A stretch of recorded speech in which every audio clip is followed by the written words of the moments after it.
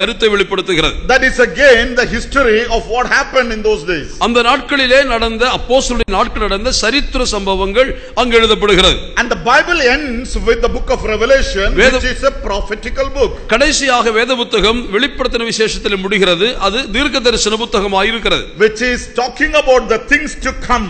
வரப்போகிற சம்பவங்களை குறித்து சொல்லுகிற புத்தகம். Now in between these, ஆனால் அதற்கு இடையிலே are the epistles. அங்கே நிருபங்கள் வருகிறது. What are the epistles? அந்த நிருபங்கள் என்ன? Epistles are the teaching of the apostles to the church. சபைக்கு ஆண்டவர் கொடுத்த அப்போஸ்தலர்களுடைய உபதேசமாக இருக்கிறது. It is not the experience of the apostle. இது அப்போஸ்தலருடைய அனுபவங்கள் அல்ல. It is the teaching of the apostle that is given to the church of God. அது அப்போஸ்தலருடைய உபதேசம், சபைக்கு கொடுக்கப்பட்ட போதனை.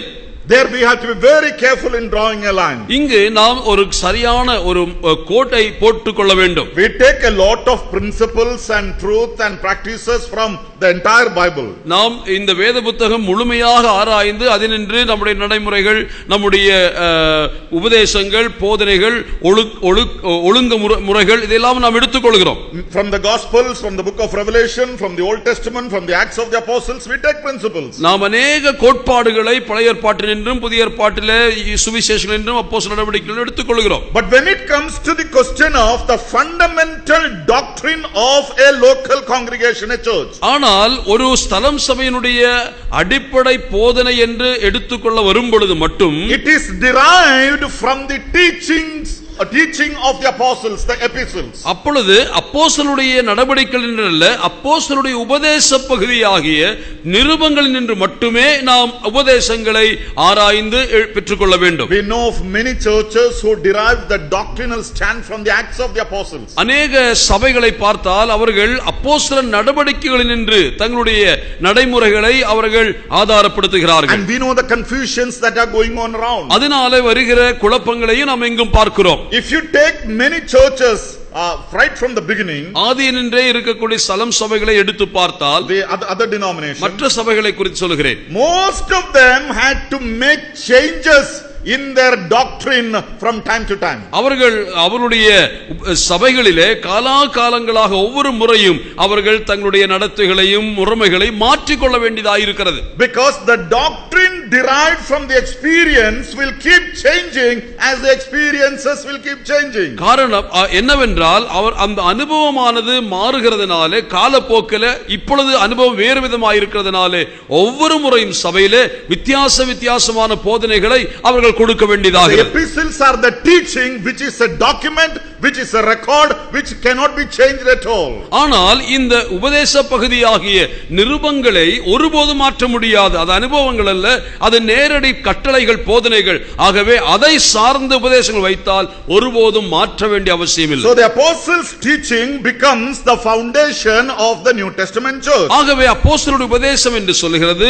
ஸ்தலம் சபையினுடைய அடிஸ்தான போதனையாய் இருக்கிறது. Let me read this verse, Ephesians chapter 2 and verse 20. நான் இந்த வசனம் உங்களுக்கு வாசிக்கிறேன். எபேசியர் 2 அதிகாரம் 20 வசனம். Having been built on the foundation of the apostles and prophets, Jesus Christ himself being the chief cornerstone. அப்போஸ்தலர் தீர்க்கதரிசிகள் என்பவருடைய அஸ்திவாரத்தின் மேல் கட்டப்பட்டவர்களாய் இருக்கிறீர்கள், அதற்கு இயேசு கிறிஸ்து தாமே மூலைக்கல்லாய் இருக்கிறார்.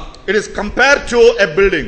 இது ஒரு கட்டடத்தோடு ஒப்பிடப்படுகிறது. Remember those days it was not the concrete piling and beams for the buildings, it was the foundations built by huge stones. அந்த நாட்களிலே இன்றைக்கு போடப்படுகிறது போல பெரிய கான்கிரீட் பீம்கள் போட்டு அவ்விதமாக கம்பிகளை போட்டெல்லாம் இன்றைக்கு அஸ்திவாரம் போடுவது கிடையாது, கற்களை தான் பயன்படுத்தினார்கள். And the cornerstone had a lot of weight over it, the major one. அந்த மூலைக்கல் என்று சொல்லும் பொழுது மற்ற கல்லுகளை இணைத்து பலப்படுத்துகிற ஒரு பெரிய கல்லாய் இருக்கும். Then adjoining to the cornerstone the rest of the foundational stones will be laid. அவ்விதமாக அந்த மூலைக்கல்லோடு இணைந்து தான் மற்ற கற்கள் இணைந்து போடப்படுகிறது. And above that the superstructure will rise. அதற்கு மேலாக தான் அந்த மேல் கட்டடம் எழுப்பப்படுகிறது. That is the picture Paul is trying to bring out here. இங்கே பவுல் அந்த காரியத்தை தான் ஞாபகப்படுத்துகிறார். The chief cornerstone is Christ himself. அந்த சபையினுடைய அடிஸ்தான மூலைக்கல்லாய் இருக்கிறது கிறிஸ்துவே.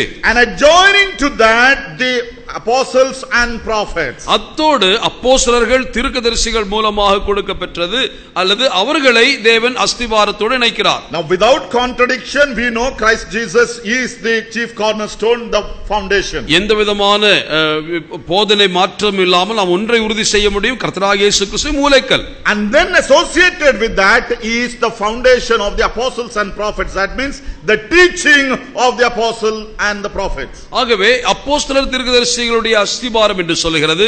அப்போஸ்தலருடைய தீர்க்கதரிசி உபதேசத்தையும் அவருடைய போதனைகளையும் அது குறிக்கிறது. We need to be a little careful in understanding that terminology. அந்த குறிப்பிட்ட வேத அந்த பத பிரயோகங்களை நாம் கவனிக்க வேண்டும். It says apostles and prophets, not prophets and apostles. அப்போஸ்தலர் தீர்க்கதரிசிகள் என்றுதான் அந்த முறை வருகிறது, தீர்க்கதரிசிகள் அப்போஸ்தலர் என்றல்ல. There is specific meaning in saying that. அதை அப்படி வரிசைப்படுத்துவதற்கு அர்த்தமும் உண்டு. Apostles means there is no difficulty for us to understand. We know who are the apostles. அப்போஸ்தலர்கள் என்று சொன்னால் யார் என்று கண்டுபிடிக்க நமக்கு எந்த கஷ்டமும் இல்லை. But there is a great confusion regarding the so called prophets. ஆனால் இங்க தீர்க்கதரிசிகள் என்று சொல்லுகிற இந்த வார்த்தையை வைத்து அதிகமான குழப்பங்கள் இருக்கிறது. Oh, many people think prophets means Isaiah, Jeremiah and those people of the Old Testament. தீர்க்கதரிசிகள் என்று சொன்னால் பழைய ஏற்பாட்டில் சொல்லப்பட்டு இருக்கக்கூடிய எரேமியா, ஏசாயா போன்றவர்கள் என்று நினைக்கிறார்கள். And that prophetical order continues even now. அந்த தீர்க்கதரிசிகளுடைய முறைமையானது தொடர்ந்து போகிறது என்று நம்புகிறார்கள். No, the prophets that Paul is mentioning here in Acts 2 and verse 20 are totally a different category than of the Old Testament prophets. இங்கே அப்போஸ்தலன் பவுல் சொல்லுகிற இந்த தீர்க்கதரிசிகள் பழைய ஏற்பாட்டு தீர்க்கதரிசிகளுக்கு முற்றிலும் மாறுபட்டவர்களாய் இருக்கிறார்கள். If you turn with me to 1 Corinthians chapter 12 and verse 28. 1 கொரிந்தியர் 12ஆம் அதிகாரம் 28ஆம் வசனத்திலே நீங்கள் பார்த்தால் we read it like this. 1 Corinthians 12:28. 1 கொரிந்தியர் 12:28. And God has appointed these in the church. First apostles. தேவனானவர் சபையிலே முதலாவது அப்போஸ்தலரையும், second prophets, இரண்டாவதாக தீர்க்கதரிசிகளையும், third teachers, மூன்றாவதாக போதகர்களையும். Now look at the sequence there. இங்க இருக்கக்கூடிய அந்த வரிசை கிரமத்தை பாருங்கள். There is a serial number put there. அங்கே சீரியல் நம்பராக போடப்படுகிறது. First, second, third. 1 2 3 என்று. So it is in order. There is an order, a serial order given there. ஆகவே இதற்கு ஒரு வரிசை கிரமம் இருக்கிறது என்று நாம் உறுதி செய்ய வேண்டும். So in that background you understand Ephesians 2:20.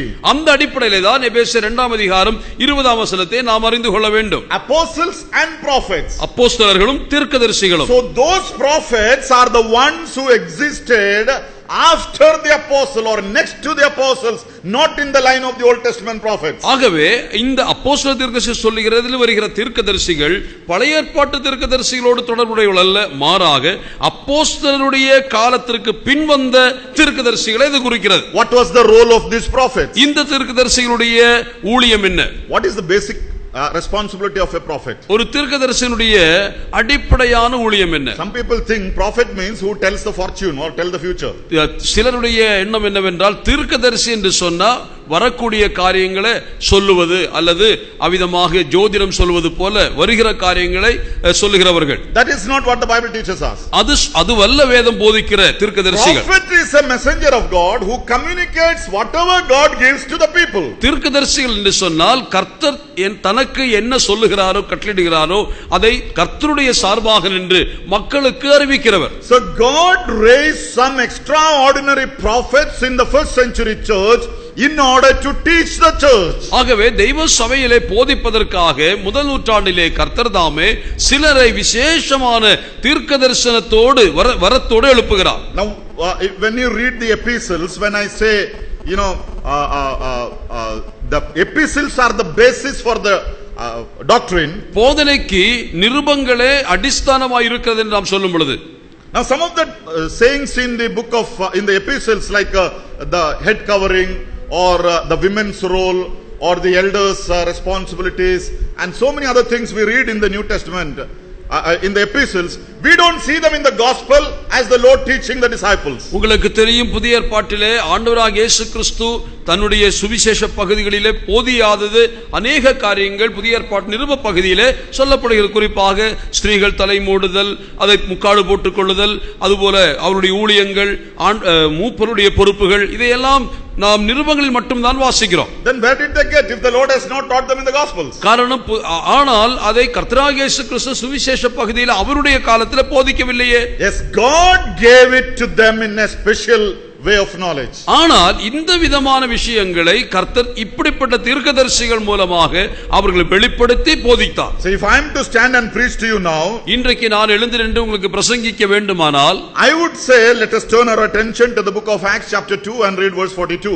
அப்போஸ்தலர் 2 அதிகாரம் 42க்கு நேராக திரும்புவோம் என்று நான் சொல்லித்தான் உங்களுக்கு போதிக்கிறேன். But if Paul or Peter were to stand up in the first century, ஆனால் முதல் நூற்றாண்டிலே பேதுருவோ பவுலோ நின்று பிரசங்கித்தால் they couldn't say that. அவர்களால் சொல்ல முடியாது. Because this was not written and completed in those days. காரணம், இந்த புத்தகம் எழுதப்படவில்லை, அது நிறைவடையவும் இல்லை. That was the state of the first century church. அதுதான் முதல் நூற்றாண்டு திருச்சபையுடைய நிலைமை. Then where did they get this teaching? அப்படியானால் அவர்கள் போதித்த போதனைகள் எங்கே இருந்து வந்தது? So God from time to time gave this vision, gave this knowledge to his servants, and they spoke to the church by way of prophecy. ஆகவே அந்த முதல் நூற்றாண்டினுடைய ஆரம்ப நாட்களிலே கர்த்தர் தாமே சிலருக்கு இந்த விசேஷித்த வரத்தை கொடுத்து கர்த்தருடைய ஆலோசனைகள் அவர்கள் சபைக்கு வெளிப்படுத்தத்தக்கதாக அவர்களுக்கு தீர்க்கதரிசன வரத்தை கொடுத்தார். And the apostles recorded that. அதை அப்போஸ்தலர்கள் எழுதி வைக்கிறார்கள். That is the importance there. அதுதான் முக்கியமானது.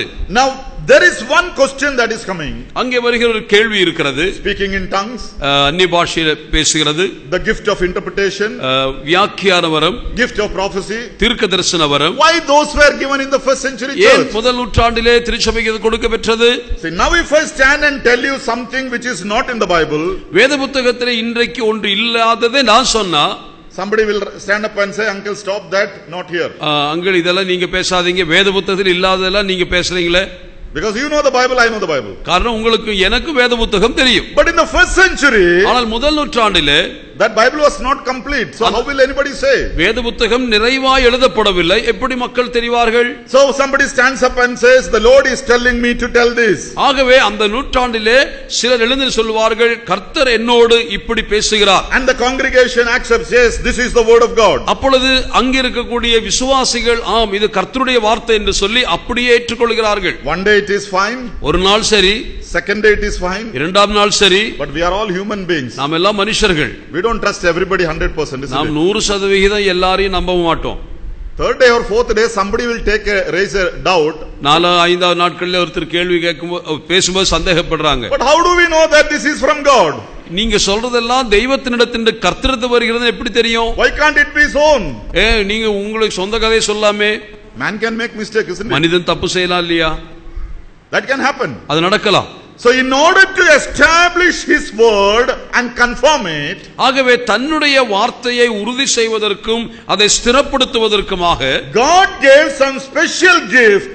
I start speaking in a language that I don't know, but you know.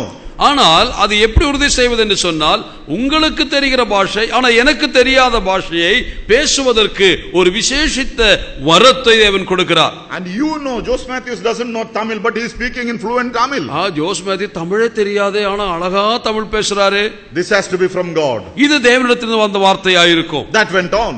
அது தொடர்ந்து வந்தது. And to go a step further, அந்த இன்னொரு படி போவதற்கு, because God is a God who will give more than one witness to establish anything. தேவன் எந்த காரியத்தை செய்யும் பொழுதும் ஒன்றுக்கு மேற்பட்ட சாட்சிகளாலே அதை நிரூபிப்பார். A matter must be established by 2 or 3 witnesses, not by one man's word. ஒரு மனிதனுடைய வார்த்தையினால் அல்ல, 2-3 சாட்சிகளாலே ஒரு காரியம் உறுதி செய்யப்படும். So the second step, I start speaking in a language which I don't know, neither you know. உங்களுக்கு தெரிகிற ஒரு பாஷை, எனக்கு தெரியாத பாஷை, ஆனா உங்களுக்கு தெரியும், அதிலே நான் பேசுகிறேன். Brother don't know that language, but he interprets that to your language. ஆனால் அதே சமயம் இன்னொரு அடையாளம் என்னவென்று கேட்டால், அந்த பாஷை தெரியாத இன்னொரு சகோதரன் அதனுடைய அர்த்தத்தை உங்கள் மொழிக்கு வியாக்கியானம் செய்கிறார். This is how the word was given. இவ்விதமாகத்தான் அந்த நாட்களிலே வார்த்தை, தெய்வ வார்த்தை கொடுக்கப்பெற்றது. Any dot or iota of doubt was washed away, carried away, done away by God confirming it, contradicts in such miraculous ways. அவிதமாக தேவன் தம்முடைய வார்த்தைகள் தெய்வ வார்த்தைகள் தான் என்பதை நிரூபிப்பதற்காக சந்தேகத்திற்கு இடமில்லாதபடி ஒவ்வொரு வார்த்தையும் தேவனுடைய வார்த்தை என்பதை சொல்வதற்கு எதுவாக ஒன்றுக்கு மேற்பட்ட அடையாளங்களாலே அந்த வார்த்தையை உறுதிப்படுத்துகிறார். So the prophet started speaking. ஆகவே தீர்க்கதரிசிகள் கர்த்தருடைய சத்தியங்களை சொல்ல ஆரம்பிக்கிறார்கள். Apostles approved that. அப்போஸ்தலர்கள் அதை அங்கீகரிக்கிறார்கள். And they put it in record, wrote that. அதை அவர்கள் எழுதி வைக்கிறதையும் ஆரம்பிக்கிறார்கள். That is what we have now. அதுதான் இன்றைக்கு வேத புத்தகமாய் நம் கரங்களில் இருக்கிறது. That is why we say the apostolic teaching is the mandate for the doctrine of the church. ஆகவே தான் அப்போஸ்தலருடைய உபதேசமே திருச்சபையினுடைய ஆதார உபதேசமாய் இருக்கிறது என்று.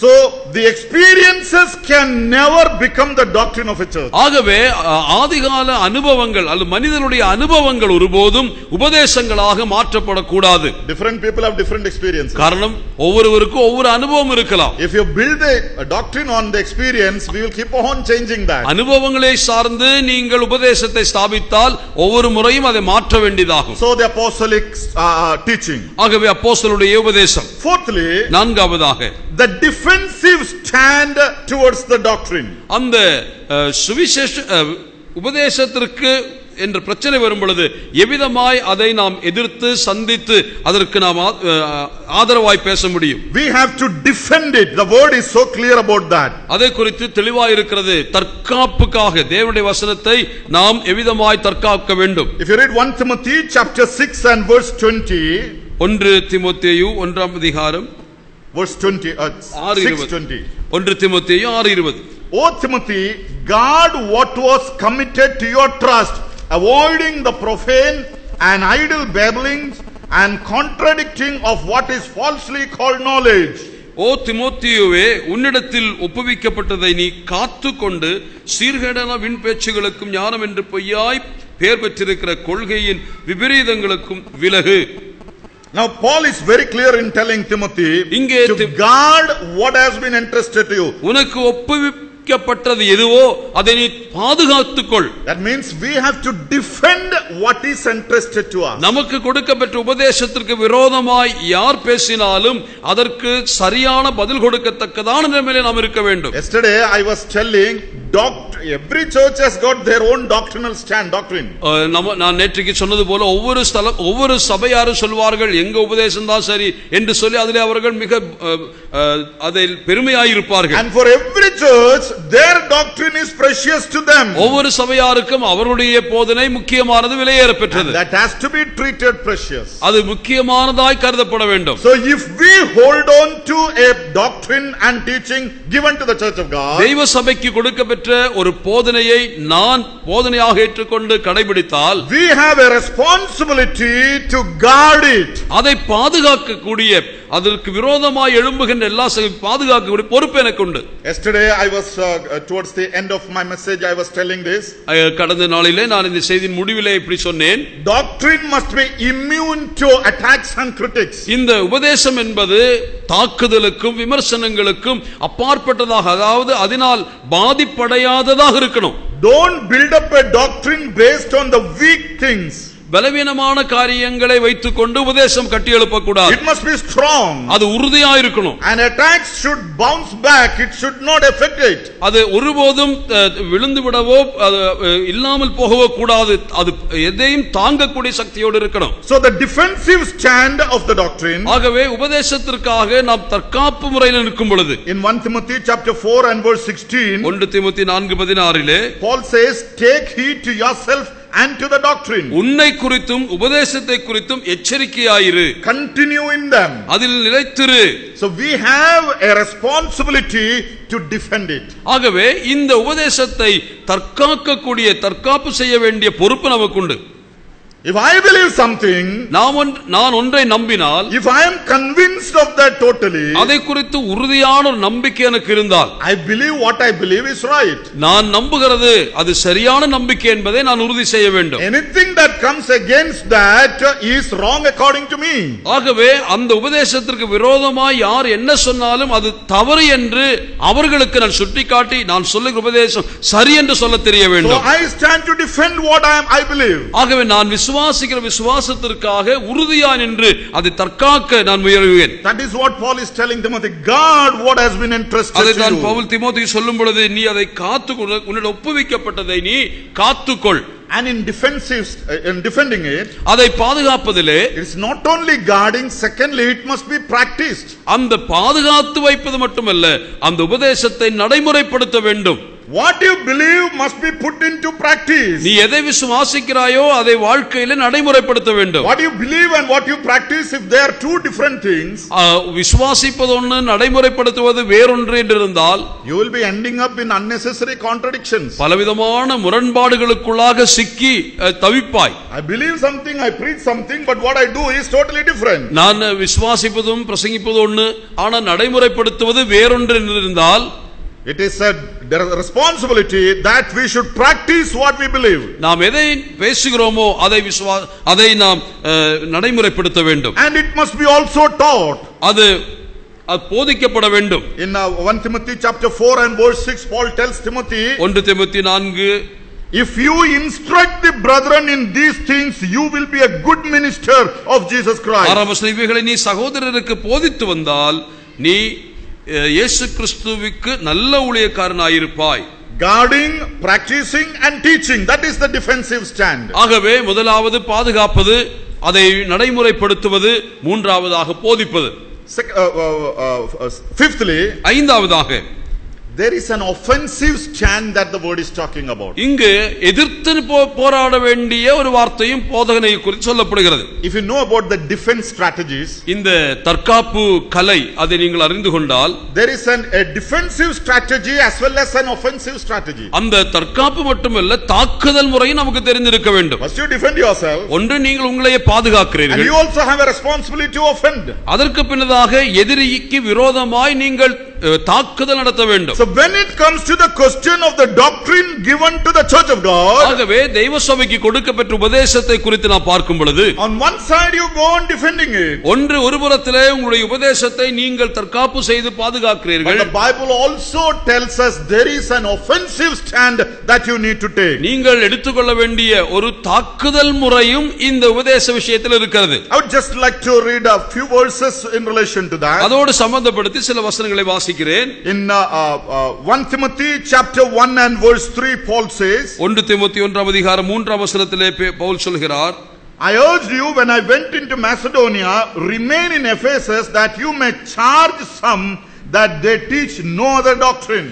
வேற்றுமையான உபதேசங்களை போதியாதபடிக்கு விசுவாசத்தினால் விளங்கும் தெய்வீக பக்தி விருத்திக்கு ஏதுவாயிராமல் தர்க்கங்களுக்கு ஏதுவாயிரு கட்டுக்கதையில் முடிவில்லாத வம்ச வரலாறுகளையும் கவனியாத படிக்கும் நீ சிலருக்கு கட்டளையிடும் பொருட்டாக என்று அவர் சொல்லுகிறார். In New King James version the word uses you may charge someone. சிலரை நீ அவிதமாக கட்டளையிட்டு அல்லது அவர்களை கடிந்து கொள்ள வேண்டும் என்ற அர்த்தத்தில் சொல்லப்படுகிறது. In other versions it says you may command them not to teach these things. இப்படிப்பட்ட காரியங்களை போதிக்க கூடாது என்று நீ உன்னுடைய உபதேசத்தை சொல்லி அவர்களை கடிந்து கொள்ள வேண்டும், அவர்களுக்கு கட்டளையிட வேண்டும். Church of God, a local assembly is not a place I teach something, you teach something else. ஒரு உள்ளூர் சலம் சபை என்று சொன்னால் நீங்கள் ஒன்று போதிப்பீர்கள், நான் வேறொன்று போதிப்பதாக இருக்க கூடாது. That is not given to the church of God. அவிதமாக அப்படி சபைக்கு கொடுக்கப்படவில்லை. If the church is being taught something wrong, something different, the leaders have the responsibility to command them not to teach that. ஆகவே சபையிலே யாராகிலும் ஒருவர் எழுந்து நின்று எதையாகிலும் ஒன்று போதித்தால் அது தவறென்று தெரிந்தால் சபையின் மூப்பர்கள் அவனை கடிந்து கொண்டு அவனுக்கு விரோதமாக நடவடிக்கை எடுத்து கட்டளையிட்டு அவனை கட்டுப்படுத்த வேண்டும். Otherwise we will be playing with the risk of the future of the next generation. அப்படி நாம் செய்யவில்லை என்றால் வருங்கால சந்ததியினுடைய இழப்புக்கு நேராக நாம் ஒரு பெரிய அபாயத்தை சந்திப்போம். Secondly, when you come to Titus chapter 1 and verse 11, தீத்து 1:11 வாசிக்கும் பொழுதும், whose mouths must be stopped, அவர்களுடைய வாயை அடைக்க வேண்டும். whose mouth must be stopped, அவருடைய வாயை அடைக்க வேண்டும். in some version it says silence them, அவர்களை அமைதிப்படுத்து. It's a very important thing to see that you silence them, or their mouth must be shut when they are teaching false doctrine in the church of God. தவறான துர்போதனைகளை போதிக்கிறவர்களை பார்த்தால் அவர்களுடைய வாயை அடைக்க வேண்டும் என்றுதான் இங்கே கட்டளை கொடுக்கப்படுகிறது. In the Gospels we read one passage about the Lord Jesus. கர்த்தராகிய இயேசு கிறிஸ்துவை குறித்ததான சொல்லப்படுகிற ஒரு வேத பாகம் சுவிசேஷத்திலே வாசிக்கும் பொழுது, when the Pharisees and the people, scribes, they were attacking him with the words of his mouth. பரிசேயர்கள் மற்றவர்கள் அவருடைய வாயின் வார்த்தையினால் அவரை பரீட்சிக்க வந்த பொழுது, he silenced them. அவர்களை அவர் மௌனமாக்கினார், பேசாமல் ஆக்கிவிட்டார். How did he silence them? எப்படி அவர்களை மௌனமாக்கினார்? He didn't go and put a plaster on their mouth. அவருடைய வாயில ஒரு plaster ஓட்டல. He didn't go and hold them tight, don't speak. அந்த வாயை அப்படியே அமுக்கி பிடிச்சு பேசாதேன்னு சொல்லல. He used the scriptures. அவர் வேத வசனத்தை அவர்களுக்கு திரும்ப சொல்லுகிறார். So the false doctrine is silenced by using the right doctrine. ஆகவே தவறான போதனைகளை எப்படி அமைதிப்படுத்த முடியும், மௌனமாக்க முடியும்? சரியான போதனைகளை போதிப்பதனாலே. So don't go for a muscle war in order to defend your doctrine in the church. ஆகவே உங்களுடைய உபதேசத்தை பாதுகாப்பதற்காக அடுத்தவங்க மல்லு யுத்தத்துக்கு போக வேண்டாம். Pushing and pulling and ready to do anything, lifting the chair and so many things. உபதேச விஷயத்தில் தர்க்கம்னு வந்துச்சுன்னா சேர் பறக்கும், நாற்காலி பறக்கும், அப்படியெல்லாம் சண்டை போட வேண்டிய அவசியம் இல்லை. Now we read in Matthew's Gospel chapter 4 during the temptation of the Lord Jesus. ஆண்டவராகிய இயேசு கிறிஸ்து சோதிக்கப்படுகிற அந்த நாட்களை குறித்து மத்தேயு 4ஆம் அதிகாரத்தில் வாசிக்கிறோம் அல்லவா? Satan quoted the scriptures. சாத்தான் அங்கே கர்த்தருடைய வசனத்தை அவன் மேற்கோள் காட்டுகிறார். What did the Lord do? கர்த்தர் என்ன செய்தார்? He also quoted the scripture. இயேசு கிறிஸ்துவும் வசனத்தை தான் திரும்ப சொன்னார். He won the whole battle by using the scripture. அந்த முழு போராட்டத்திலே யுத்தத்திலே வசனத்தை பயன்படுத்தி தான் வென்றார். Misinterpretation and wrong interpretation must be won by the right interpretation and not by enmity and fight and battle. ஆகவே தவறுதலான போதனைகள் வரும் பொழுது, வேதத்தை முரண்பாடாக பேசும் பொழுது சரியான போதனைகளினாலே அவைகளை மேற்கொண்டு ஜெயிக்க வேண்டும். Silence them. அவர்களை நீ பேசாமல் இருக்க செய். Thirdly, in the same chapter, that is Titus 1 and verse 13, we see, rebuke them sharply. தீத்து 1:13 வாசிக்கும் பொழுது அப்படிப்பட்டவர்களை கடிந்து கொள்ள வேண்டும் என்று சொல்லுகிறார். Rebuke them sharply. அவர்களை கண்டிப்பாய் கடிந்து கொள். 14 கடைசியிலே. Some people think, brother, be mild. No, people will get hurt if you talk like that. Brother, நம்ம அப்படி எல்லாம் பேசினா மக்கள் ரொம்ப பாதிக்கப்படுவாங்க, அவங்க காயப்படுத்தப்படுவாங்க. அதனால நம்ம கொஞ்சம் மென்மையா பேசி பழகுவோம். No, we are not trying to hurt anyone here. இங்கே யாரையும் காயப்படுத்துகிற நோக்கோடு பேசல. But when it comes to the attacking the doctrinal stand of a church, which will in turn affect the growth of the church, it will the unity of the church, we stand to rebuke that based on the scripture. ஒரு சபையினுடைய வளர்ச்சியை பாதிக்கிற, ஒரு சபையினுடைய ஒற்றுமையை பாதிக்கக்கூடிய விஷயத்தில் ஒரு தப்பான போதனைகள் வரும் பொழுது அதை அப்படியே விட்டு விடுவதல்ல, அதற்கு எதிராக கட்டாயமான நடவடிக்கைகள் எடுக்க வேண்டும். That is how the scripture teaches us. அதைத்தான் வேத புத்தகம் நமக்கு போதிக்கிறது. Fourthly, நான்காவதாக, if you turn with me to 2 John and verse 10, 2 யோவான் 10ஆம் வசனத்திற்கு வந்தால், if anyone comes to you and does not bring this doctrine, do not receive him into your house nor greet him. ஒருவன் உங்களிடத்தில் வந்து இந்த உபதேசத்தை கொண்டு வராமல் இருந்தால் அவனை உங்கள் வீட்டிலே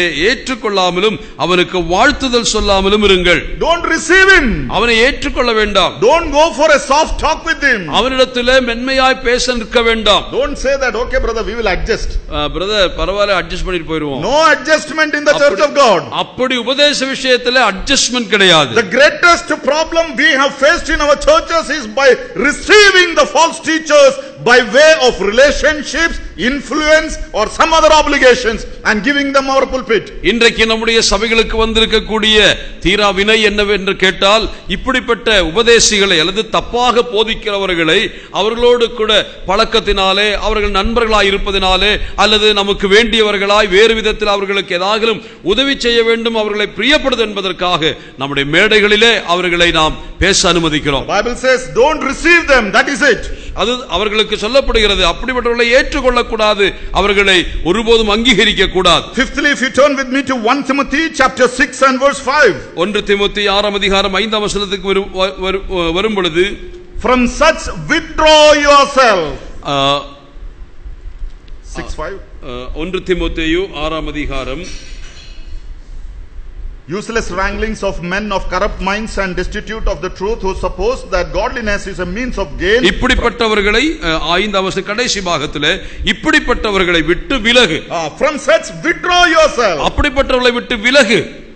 Get away from such group. அப்படிப்பட்ட மக்களோடு கூட நீ கலந்திராதே. This is how the Bible is teaching. இதுதான் வேத புத்தகம் போதிக்கிறது. So is there an offensive stand to defend your doctrine? ஆகவே உங்களுடைய உபதேசத்தை தற்காப்பு செய்வதற்கு தாக்குதலும் செய்ய வேண்டியதாக இருக்கிறது. Yes, the Bible teaches us that. அவிதமாய் தேவனுடைய வசனம் சொல்கிறது. We cannot compromise on that. இந்த விஷயங்களில் நாம் சமரச பேச்சுக்கு இடமளிக்க கூடாது. So if someone comes, this doctrine is not right. ஆகவே இந்த உபதேசம் சரியல்ல என்று ஒருத்தன் சொன்னால், best thing for you is show him the door.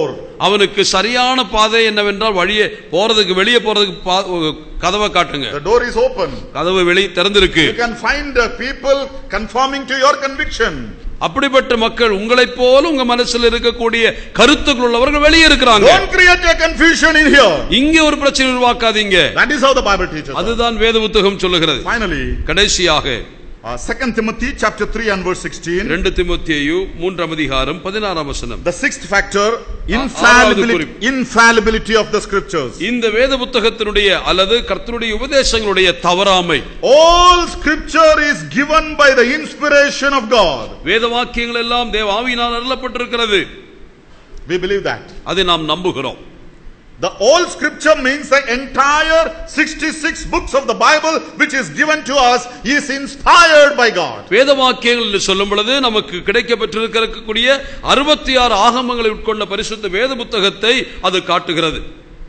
You know, in some versions it says it is God breathed.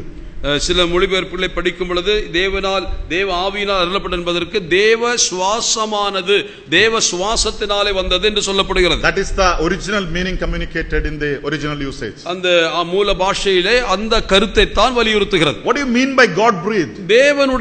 தேவன் சுவாசித்தது என்று சொன்ன அர்த்தம் என்ன? For a moment you think of the creation of man. ஒரு நிமிஷம் நீங்கள் மனிதனுடைய அந்த சிருஷ்டிப்பை சிந்தித்து பாருங்கள். And God said, now let us make man in our own image and likeness. இப்பொழுது நாம் நம்முடைய சாயலிலே மனிதனை உண்டாக்குவோமாக என்று சொல்கிறார். He formed man out of the earth. மண்ணினின்று மனிதனை தேவன் உண்டாக்குகிறார். Then he breathed into his nostrils. அதற்கு பின் அவருடைய நாசியிலே கர்த்தர் ஊதுகிறார்.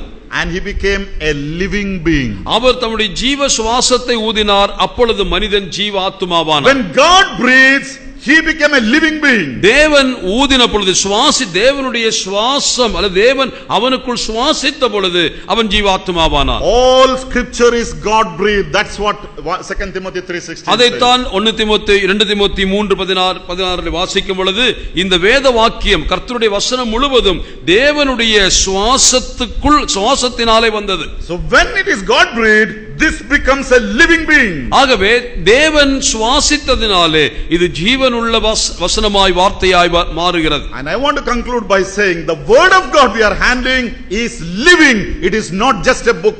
ஆகவே நாம் இன்றைக்கு கையாளுகிற இந்த வேத புத்தகம் ஒரு புத்தகம் என்று மட்டுமல்ல, அது ஜீவனுள்ள வார்த்தையாய் இருக்கிறது. That is why the Lord Jesus said, man shall not live by bread alone but by every word that proceeds from the mouth of God. ஆகவே தான் கர்த்தர் சொல்லும் பொழுது சொன்னார், மனிதன் அப்பத்தினால் மாத்திரமல்ல கர்த்தருடைய வாயிலிருந்து புறப்படுகிற ஒவ்வொரு வார்த்தையினாலும் பிழைப்பான் என்றார். This is not, or the doctrine is not something that you can frame according to your convenience.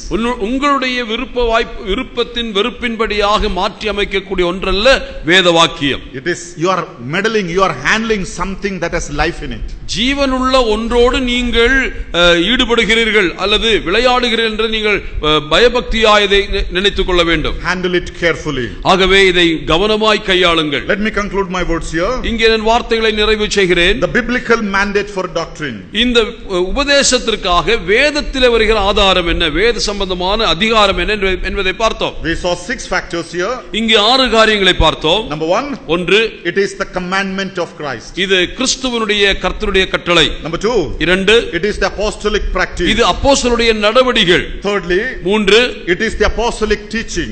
அப்போஸ்தலருடைய உபதேசம் போதனை. Fourthly, there is a defensive stand to the doctrine. இந்த உபதேசத்திற்கு நாம் தற்காப்பு செய்ய வேண்டிய பொறுப்பு இருக்கிறது. Fifthly, ஐந்தாவது, the offensive stand of the doctrine. உபதேசத்திற்காக நாம் மற்றவர்களுக்கு எதிராக நின்று இந்த உபதேசத்தை அறிவிக்க வேண்டிய அந்த பொறுப்பு. And sixthly and finally, ஆறாவதாக கடைசியாக, the infallibility of the scriptures. வேத புத்தகத்தினுடைய தவறாத தன்மை, அது ஒருபோதும் தவற முடியாது, அது தவறு இருக்க முடியாது என்ற அந்த தன்மை. The biblical mandate for doctrine.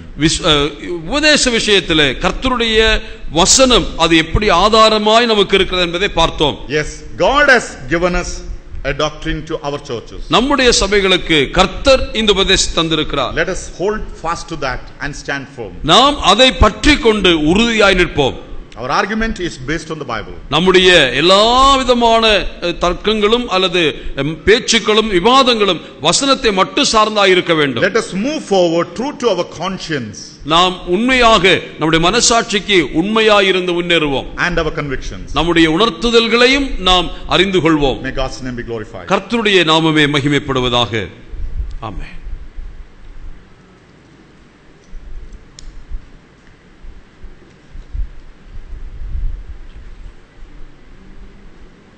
ஜெபம் செய்வோம்.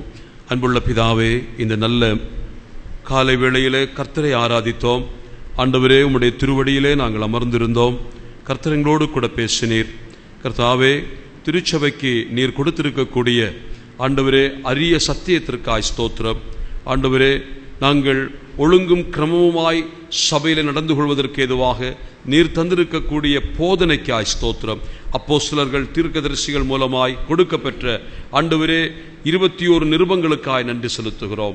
அதன் அடிப்படையிலே எங்கள் சபைகளை ஆண்டவரே நீர் நடத்தி வருகிறீர். ஆகவே இந்த நாளில் உம்முடைய தாசன் மூலமாக அந்த சத்தியத்தினுடைய ஆழங்களை நாங்கள் கண்டோம். நாங்கள் இப்பொழுது உணர்த்துவிக்கப்பட்டிருக்கிறோம். ஒருபோதும் அனுபவங்களை சார்ந்து எங்கள் உபதேசங்கள் அமையாதபடிக்கு ஆண்டவரே அடிப்படையான கர்த்தருடைய வசனமாகிய நிருபங்களை சார்ந்து எங்களுடைய வாழ்க்கையும் எங்களுடைய சபைகளும் அமைய கிருபை தாரும். எங்களோடு கூட பேசினதற்காய், உம்முடைய வசனத்தை உறுதி செய்ததற்காய் ஸ்தோத்திரம். தாசனை பலப்படுத்தினதற்காய் நன்றி. கனமும் துதியும் உமக்கே செலுத்துகிறோம். இயேசு இரட்சகர் மூலமாய் மிகுந்த பணிவோடு எங்கள் ஸ்துதி ஸ்தோத்திரங்களை உமக்கு ஏறெடுக்கிறோம். அன்புள்ள பிதாவே, ஆமென்.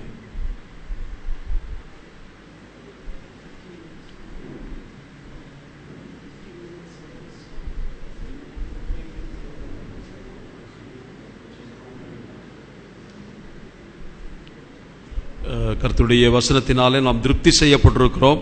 ஆனாலும் வயிறு பசிக்கத்தான் செய்கிறது. ஆனால் பசியோடு கூட இன்னும் ஒரு 15 நிமிஷம் நாம் பாடி கர்த்தரை துதிப்போம். அதனால யாரும் சோர்ந்து போகக்கூடாது. உணவு ஆயத்தமாகி கொண்டிருக்கிறது. இப்பொழுது பாடற்குழு தயவாக முன்வந்து சில பாடல்களை ஆண்டவருக்காக பாடப்போகிறார்கள். நாம் இணைந்து கர்த்தரை துதிப்போம்.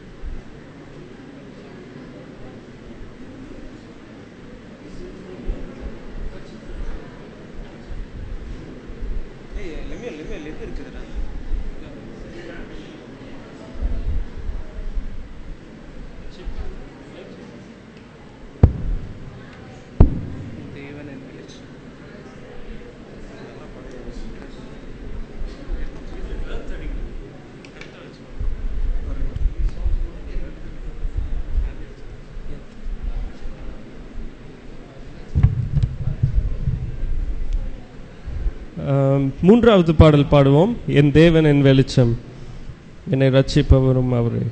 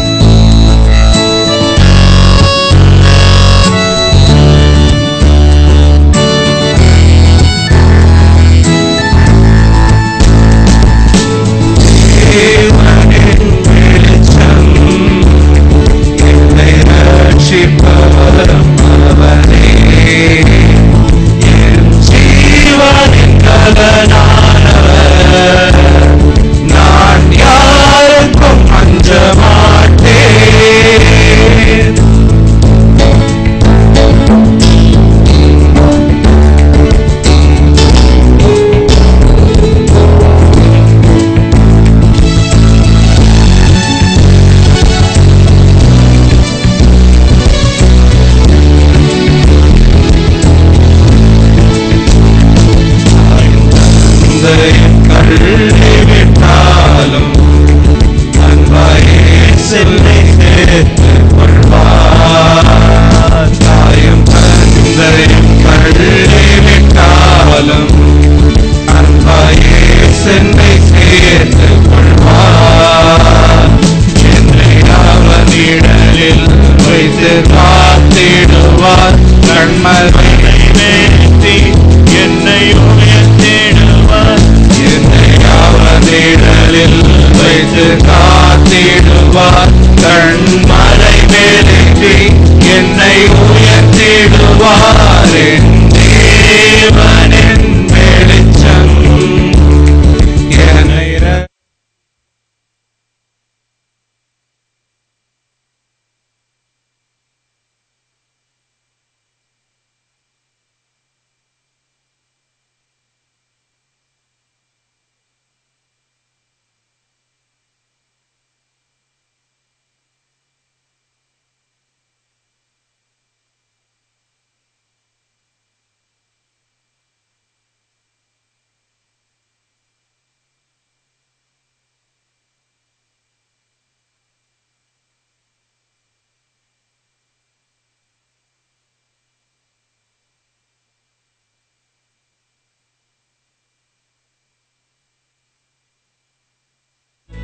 தீமை செய்கின்றவர்கள் எனக்கு தீமை செய்ய விரும்புகையில் என் தேவன் அருகில் வந்து என்னை காத்து நின்றார். என்னை பகைத்தவர்கள் தேவனை அறிந்தார்கள். என் தேவன் அருகில் வந்து என்னை காத்து நின்றார். என்னை பகைத்தவர்கள் தேவனை அறிந்தார்கள்.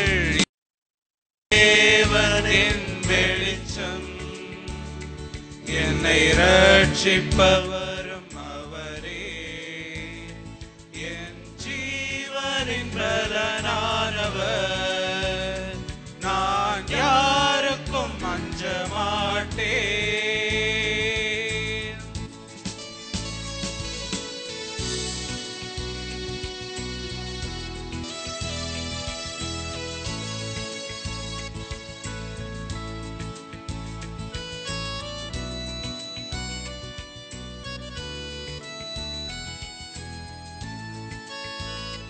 சாத்தான் என்னை சோதித்தாலும் கர்த்தரே என்னை நினைத்திடுவார்.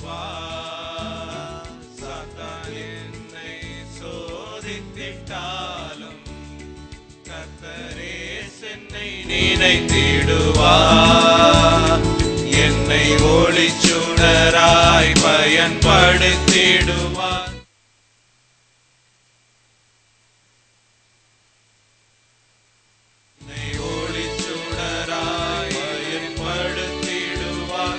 என்னை தம் சாயலா என்றும் மாற்றிடுவார். என் தேவனின் வெளிச்சம் என்னை ரட்சிப்பவரும் அவரே. என் ஜீவனின் பலனானவர். நான் யாருக்கும் அஞ்ச மாட்டேன். என் தேவனின் வெளிச்சம் என்னை ரட்சிப்பவரும் அவரே. என் ஜீவனின் பலனானவர். நான் யாருக்கும் அஞ்ச மாட்டேன்.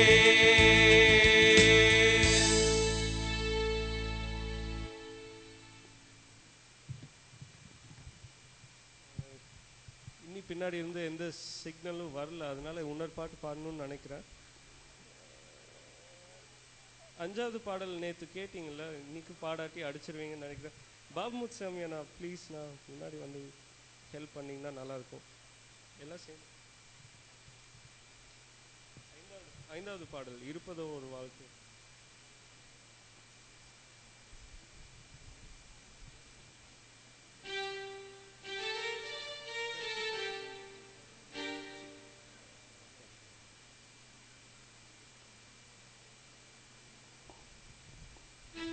Hello.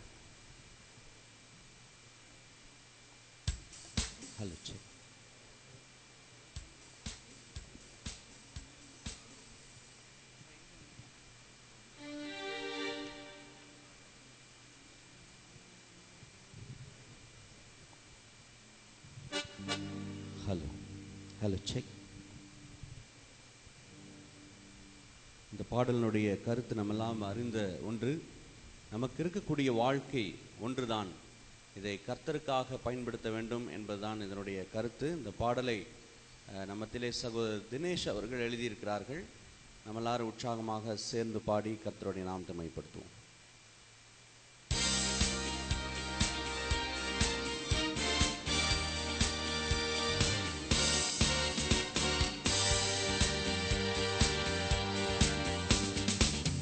இருப்பதோ ஒரு வாழ்க்கை இனிய கண்ணாடி போல, கிடைத்ததோ ஒரு தருணம் உலகில் சாட்சியாய் வாழ.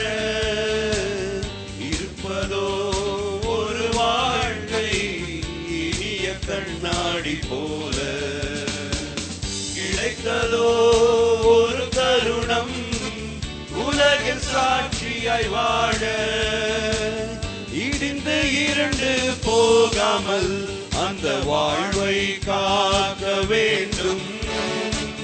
கடைசி மட்டும் பாவங்கள் அணுகாமலே வாழ வேண்டும். இடிந்து இரண்டு போகாமல் அந்த வாழ்வை காக்க வேண்டும். கடைசி மட்டும் பாவங்கள் அணுகாமலே வாழ வேண்டும். இருப்பதோ ஒரு வாழ்க்கை இனிய கண்ணாடி போல, கிடைத்ததோ ஒரு தருணம் உலகில் சாட்சியாய் வாழ.